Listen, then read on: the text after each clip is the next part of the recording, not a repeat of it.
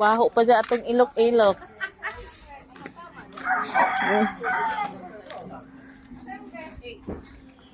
Good morning, kawayan. Morning po. Bale, mag-open with early karon. So, ipag-open sa tukuan. So, Tagalog ako. Tagalog, ops. Bale, mag-open po kami ng 6 a.m. for today. So, kung sino po yung ready pa, ano na lang po. Tapos, yung hindi naman ready, okay lang. Pwede naman kayong malis. Kasi as long as you send naman yung number, no problem po. Pero, huwag po kayo bumalik ng late na kasi baka hindi kayo makuha. Kapag babalik kami, kung number 2 kami pa din priority. Depende po yun sa flow map. Pero yes po, as long as kung ano yung ano, kayo pa rin po yung map.